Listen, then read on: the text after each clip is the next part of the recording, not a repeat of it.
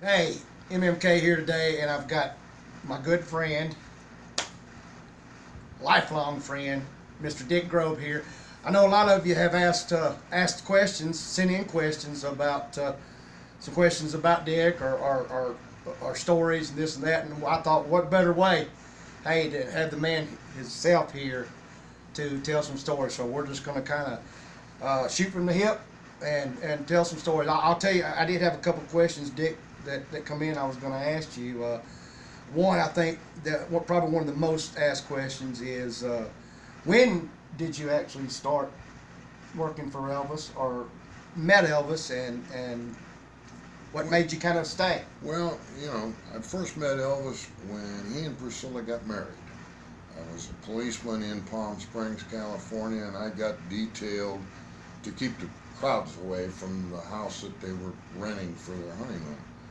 And that was May 1st, 1967.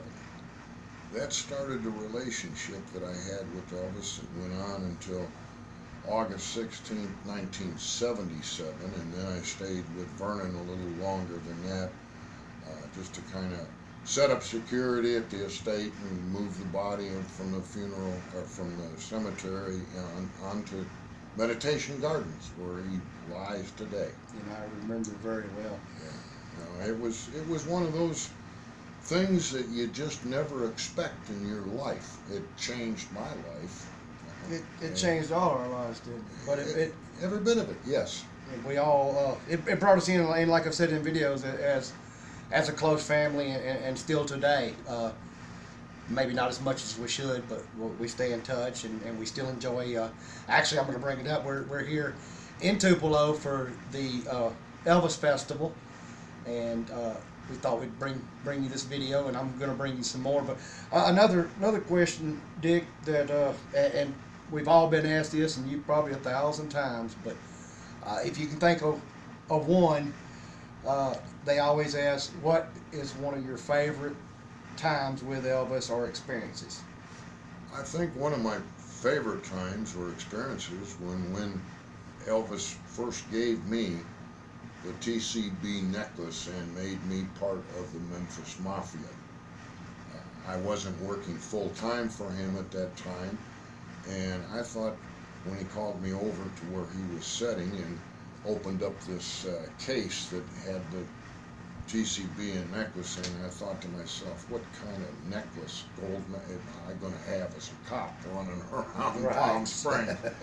And then I saw the TCB, and he explained to me what it meant, and taking care of business, taking care of boss, taking care of booze. We all had our little touches to it. Yep. With the lightning bolt meaning right now. Exactly. And it worked. In a hurry. That's in a hurry, yeah. And we were always in a hurry, weren't we? Yes, sir. Y'all always was. That's another thing. And I'm going to kind of flare off on this too, because I've said it in past videos. But another question was what did it feel like, or how amazing was it to actually work for Elvis? And before you do that, I'm going to cut in and say, like I've always told y'all, it was something as a teenager that I could not wait to do. I wanted to be one of the guys that I grew up from a baby, and what I experienced, but Dick's going to tell you the experience of actually being on the road and being with Elvis sometimes 24/7.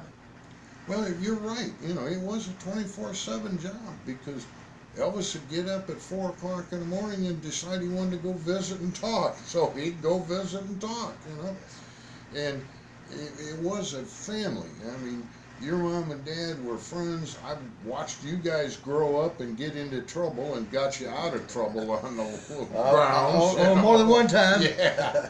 But it was a good thing. You played with my daughter and my son. Sure did. We just had a good time. In fact, even after Elvis passed away, we would go down to the lake and run the boat. I was just thinking about that. I was going to say, even during the times we still, and we did some when Elvis was still alive. Yeah, if I remember right, on weekends, or something when y'all didn't have it, and we would go down to the lake with your boat. And, You guys learned to water ski down there, you and your brother. We sure did. We sure did. And you got dunked a whole lot. I'll never forget on the inner tube the time that you pulled me, and he said, hang on. I said, well, I thought, well, okay. I was kind of a little chubby then, so I went under, and then I kept hanging on. I finally come up. Of course, they're all laughing and stuff. I thought I was going to drown. Yeah, well, we thought you were too. But luckily I didn't, and I'm still here. But Dick, hey, look, I appreciate you doing this. And if you have anything else, that was just a couple of top questions. But if you have a little story or something, hey. Well, everything about Elvis was different. It wasn't. You never knew what he was going to do. Exactly. And he would take and go out and buy things for you kids just to see the jump in your face when he gave it to you, And it was just one big family that has gone on, like we said, for years, And people can't understand that. We all know Elvis by his music. Right. But they don't know about how he gave things away to people who were in need. And that, I think, is one of the best things. One of the greatest things. I mean, he touched so many of, and each his own. But there was a lot of the guys, and like I said, y'all, at one time were like brothers and all, and then you go your different ways, whatever. But you're still always. I always had that respect. I think, like I said, as a teenager, that's something that's always bond. Y'all had that bond that no other group, I don't think, would ever have, and I always wanted to be a part of it. And one of the things, Elvis always loved policemen. Oh yes, we know that. He was there. We went to one city that had just lost an officer in a gunfight, and he's out there talking to the officers after everybody left to sleep. And I had told him about it because I knew these officers, and he went out and wanted to know, was the family okay? And he asked them about how much insurance they got. He told Charlie, go get the checkbook. Charlie Hodge wrote out a $10,000 check. Elvis signed it and gave it to him. That's the kind of man he was. Nobody knows to this day how much Elvis gave away. That's I I can only imagine that, and then we, like I said, we know, and you know what? There's probably a lot that we wasn't around that others know. So it just on and on and on and on. He would turn around and say, Dick, go down to the casino cage and get $10,000. And I'm thinking, what happens if something happens to him and I'm stuck for 10 grand? Yeah. But he'd take and give it away. Yeah. The people in the staff, or just for people to have a good time. Yes. And that's what's so great about it. That's what made him straight to 42 years almost. He's still there. He's still on everybody's mind, all the memories. It always will be. And we will always have them. We can share them together. Other people wish they could share them because they were all fond memories. I wasn't a bad one around, No, I don't think so.